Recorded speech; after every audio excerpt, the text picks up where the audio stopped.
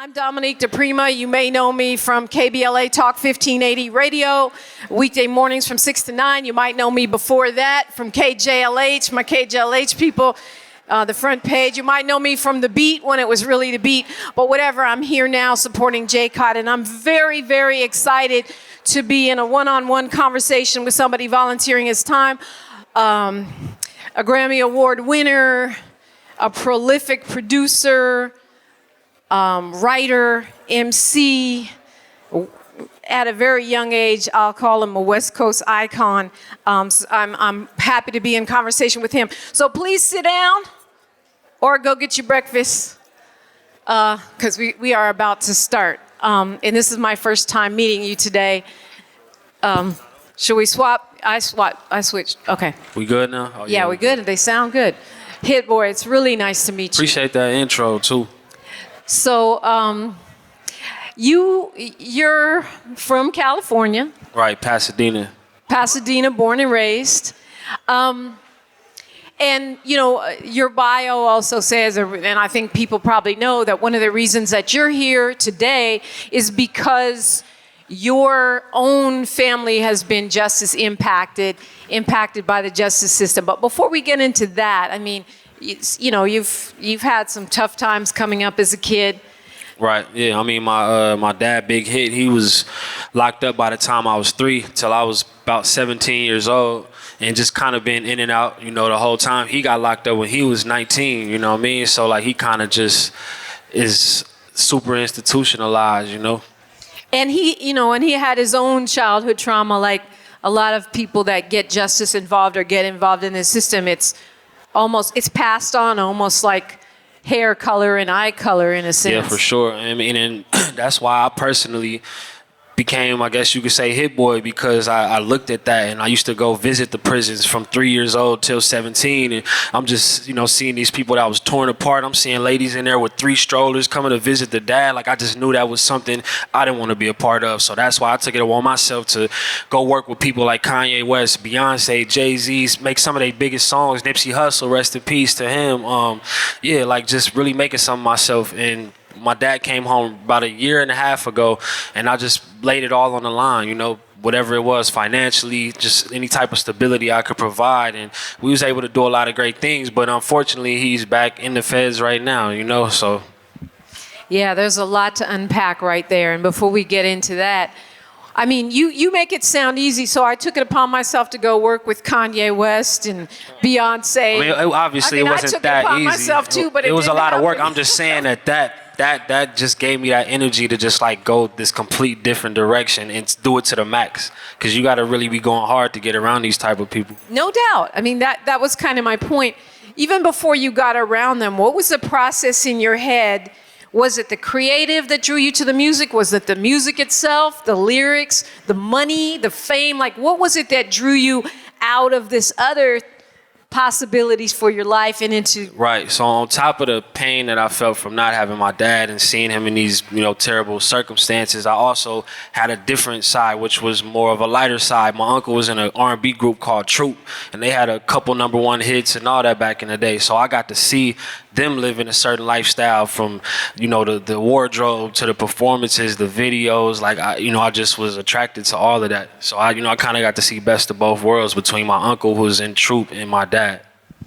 And so it was the whole thing that drew you, in the music, the lifestyle, everything. Yeah, for sure. Because just listening, and I've been really listening to a lot of your music over the past few days, because I thought I knew who Hit Boy was, and then I started reading, and I was like, what? Are you kidding me? I mean, who can produce Nipsey Hussle, Deep Reverence, and Texas Hold'em? Who can do that? Yeah, clap them up. That's crazy. I'm like, wait, what?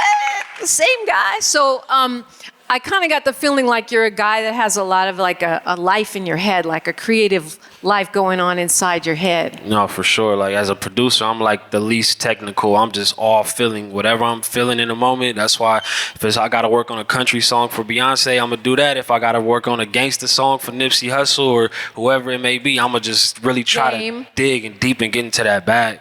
Yeah. And apparently there's not, even though, you know, you obviously have been exposed to gang life and all that, there's no barriers for you. We were talking on the radio this morning about how you resurrected Nas's career. So it's from Queens to Compton, from Pasadena to Venice. Shout out to Nas. I wouldn't say resurrected. We just kind of both, put a belief into each other. Like, even for me as a producer, I made some very big songs, like, diamond songs, but people will know me more for doing the Nas stuff, which isn't diamond, but it's like diamond in the streets. You know what I mean? Like the real people rock with it. Is that what are the diamond songs? The song "Ends in Paris" with Jay-Z and Kanye. Of course. And then "Sicko Mode" with Travis Scott and Drake. Yeah. I mean, that's range, right? That's range. And your own. You mentioned getting back to your personal journey. Your dad. Right, exactly. With the Game. We did a whole album with Game. Snoop has embraced him. YG, Nas, a lot of people just wanted to do music with him just off of his persona, his energy. Like, he been locked up over 30 years. He 53, but you get around him, you think you're around a 29-year-old, man. Like, like people that's been around him, they really, like, he just got so much life in him. I met your dad at the last LA County Justice Care and Opportunities Department event. Crazy. Yeah, it was my first time meeting him. I can see you guys favor.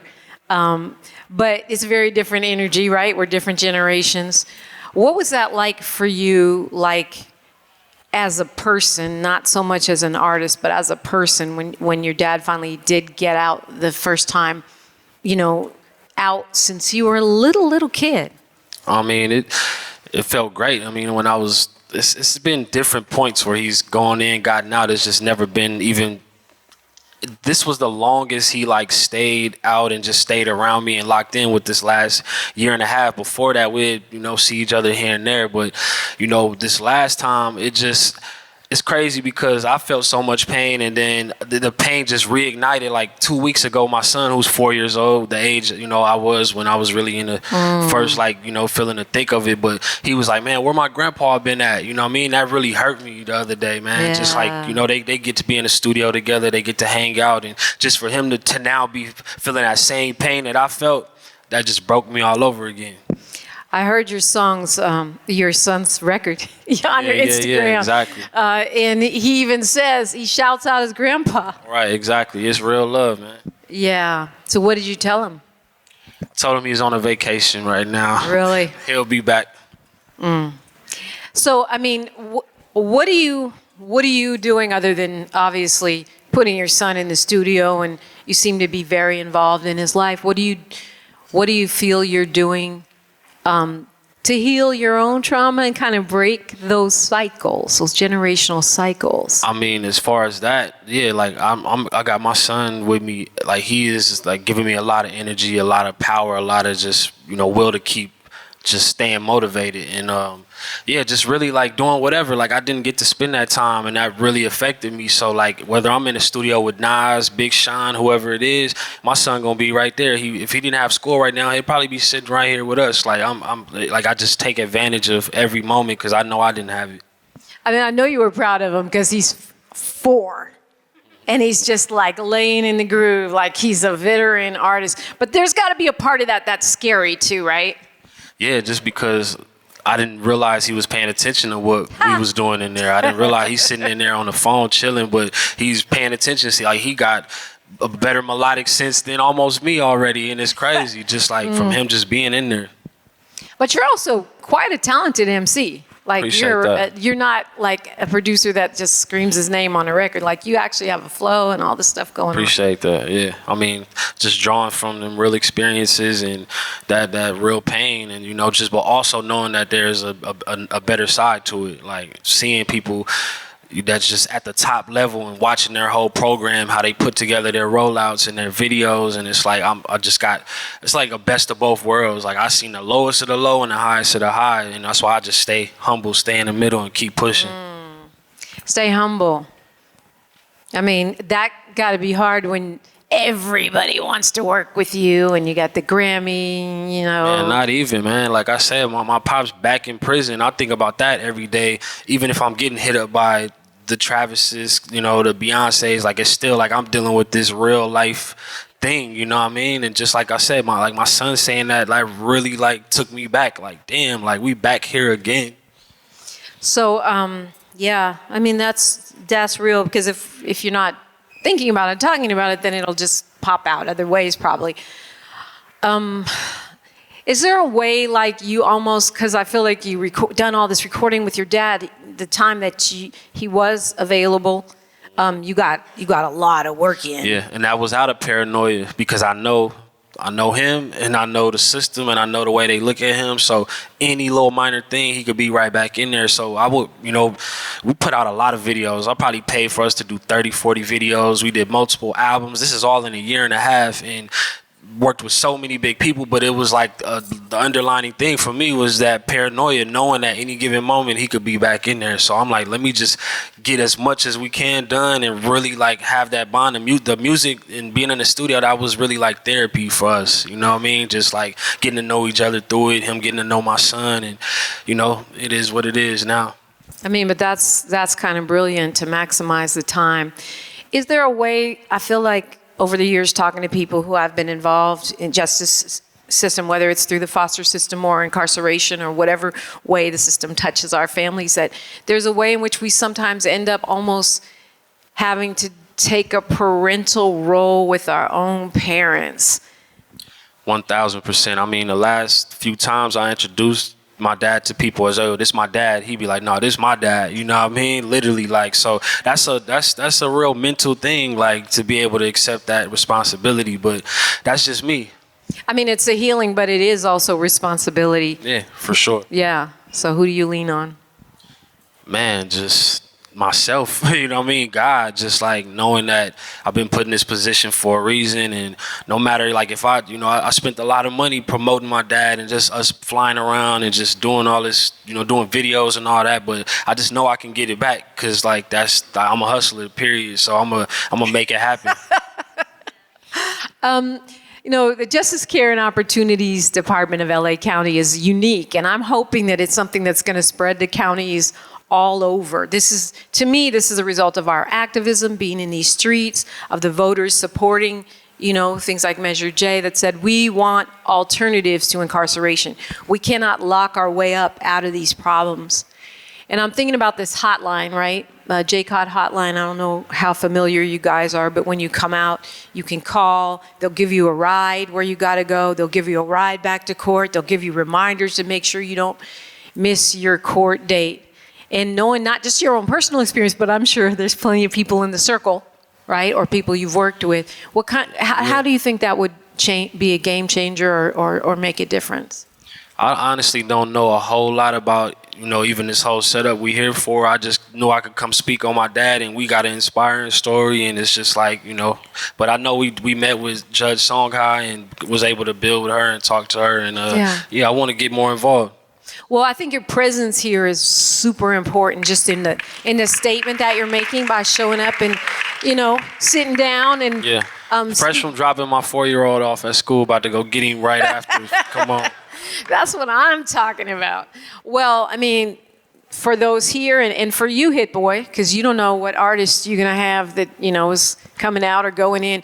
I mean, they can call a number and they'll send someone to pick that person up and make sure they have a place to go. Yeah, that support is everything. Yeah, because that moment, I think the transitions, it seems like the big challenge, I mean, you've probably known better than anyone, is not getting caught in the revolving door where you keep going back because either you don't know what to do, you don't know where to go, or you get violated. Right, and that's all I'm saying. I could imagine people who don't have that support system, because I literally, like I said, laid my money on the line, my resources, put my dad in front of big stages, everything, and it still wasn't enough to keep him out. So it's like, that's a heavy support system right there. I'm talking about making legit money on billboards in Times Square, all these things in a year and a half, you know what I mean? And it still couldn't keep him home. So I could just imagine the people that don't have that.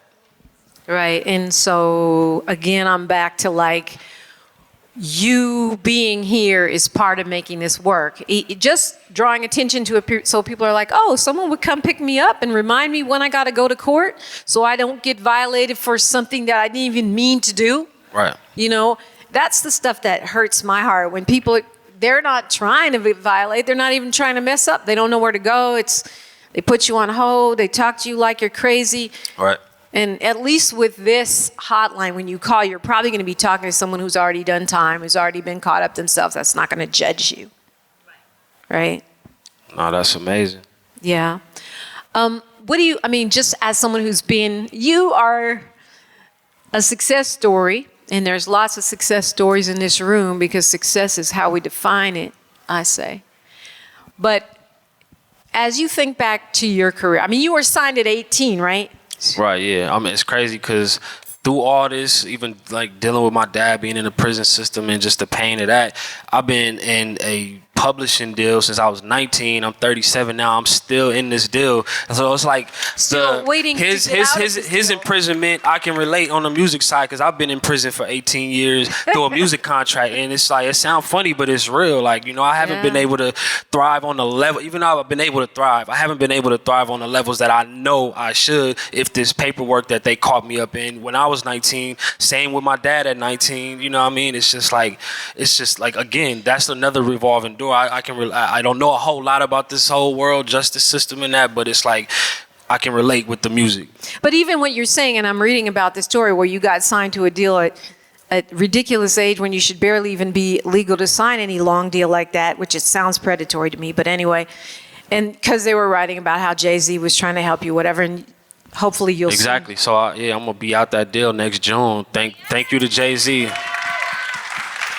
But I'm thinking to myself, you know, if you're coming from a family where you're not dealing with the justice involved piece, where your dad is not struggling with the system and his, you know, and all of the family trauma, somebody would have said, no, don't sign that. Right? No, exactly. And that's another thing. I'm like, I didn't have a father there who could give me that guidance, or, you know, somebody that could just be like, let me really take a real look at this so you don't end up in an 18-year-old contract. Right. And so to me, that is a residual impact, right? And that's how we are robbed of generational wealth. I mean, 18 to 37, still trying to get out of it. And think about all these hits, right? I mean, from independent artists like La Russell, you know, to Travis Scott, like you said, Diamond. Yeah, think about all the wealth that has been impacted. I know you already do. I'm talking to folks here. And to me, that's partly an offshoot of this system. 1,000%.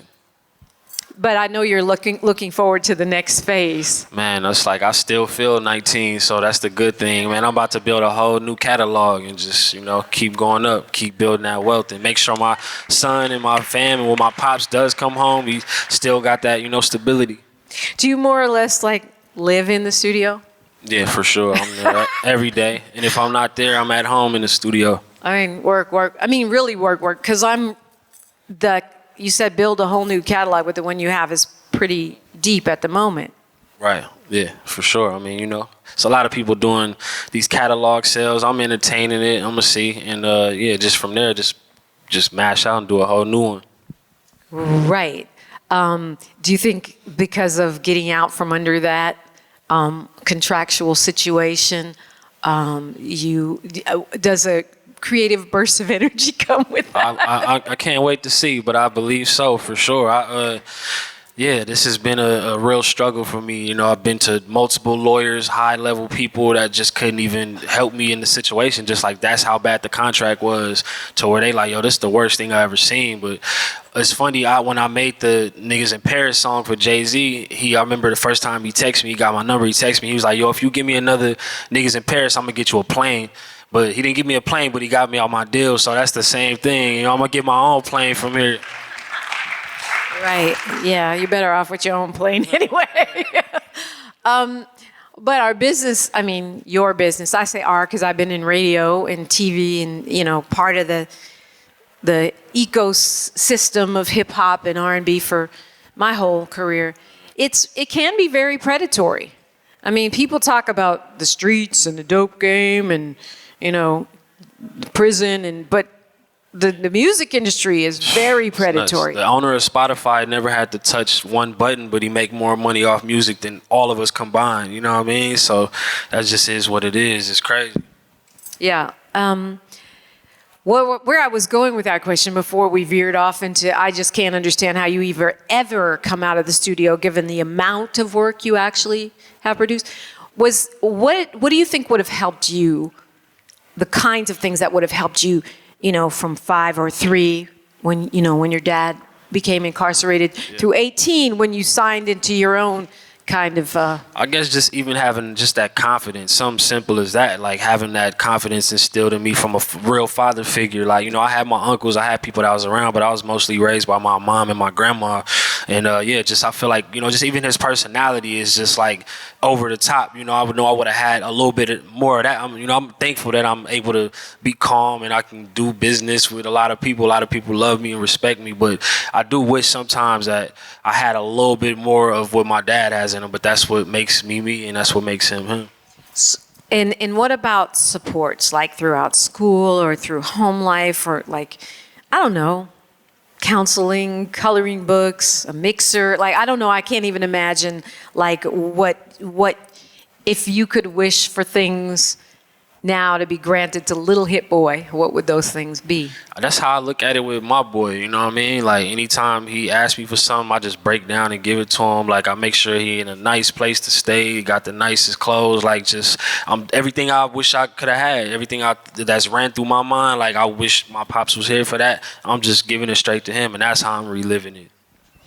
I'm smiling because I do the same thing with my child, and then there's this little voice that goes, "You're spoiling the crap out of him." Right. Right? Huh? No, my friends do not say that, Judge. But I do think, I look at it as if everyone else's kids get to be empowered, entitled, and given everything, why shouldn't our children? But I also, we want to have children that continue to break generational trauma by having gratitude in their own work ethic. Oh yeah, for sure. Well, how do you keep that going? I mean, I kind of crack the whip here and there, but he sees my work ethic. He see me always at it, like, and it's like he pays attention. Yeah, I mean, I count on that a lot too. Like, my child sees my grind, so. Yeah, I mean, that's a big thing. Like, just like I said, just something simple as me just even spending time with my dad would have affected me in a different way. And so yeah, I just kind of just stay present and let it flow from there, and just make sure that I'm always, like, close to him. One thing that I see a lot with especially Black families and Latino families, when we come from not having money and we come from tough backgrounds, is when somebody starts doing good, it's like it's our responsibility to bring everybody up. And you don't seem to hesitate, not just your dad, you're putting your sister on too. And for sure. Yeah, I mean, that's just me. And obviously she's actually talented. She only 18. She never released a solo song, but I put her on a couple of songs of ours, and A&Rs, big producers, all these people reaching out just off of her not even having a song out. So she got the work ethic, and she got the grind, and she got the talent. But, I'm trying to just guide her through this and give her the game that I wasn't able to get at her age. I'm pretty sure she won't be signing any contracts. Yeah, nothing crazy for sure, unless you don't listen to me. Oh, yeah, that can always happen. And even, it's funny because even in your son's song, he says, "I got a lot of shoes." Right. He knows. Where do you still want to go? What do you still want to do? I mean, do you see yourself developing more as an MC, run for political office? I'm doing a lot of like more just like vocal stuff. I'm gonna be doing some albums on my own and obviously still producing, but the big thing that I'm excited about is getting into the film side. I just started working on a movie with my homeboy Alchemist, and it's serious. Like it's high level, like everything is shot just like on a major like film level, and that's where I'm like excited to take it next. And what advice do you have for folks in the room who are either justice involved, like, they've been incarcerated or in the foster system, or they have loved ones that have, and as far as their own personal development, their growth or success, whatever that might look like?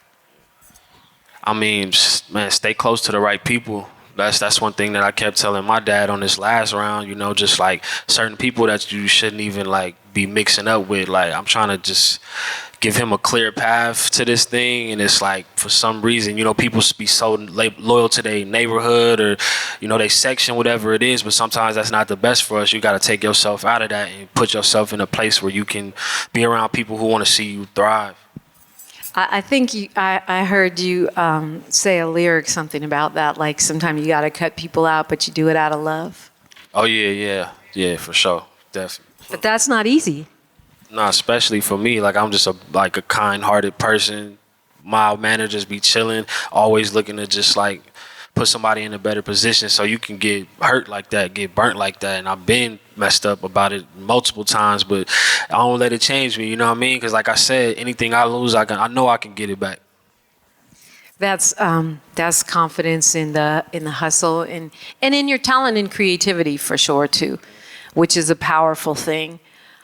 So movies, more of you as an MC, and I'm gonna put a bid in for more activism like what you're doing here today. Let's go, Judge, and let's run it. Yeah. Well, I appreciate you spending the time today with us. Oh, for sure. Appreciate y'all having me. You know, I know activism takes a lot of forms, but it feels like a really important moment for you, especially what you've suffered. You, not just you, but even you talked about your own kid, even though you're trying to protect him from it, and your family going back at the hands of a justice system, which, if we're being honest, okay, this is Dominique DiPrima, the show host, not J. Cod speaking. If we're being honest, we know is racist, right? And we know is skewed against the poor.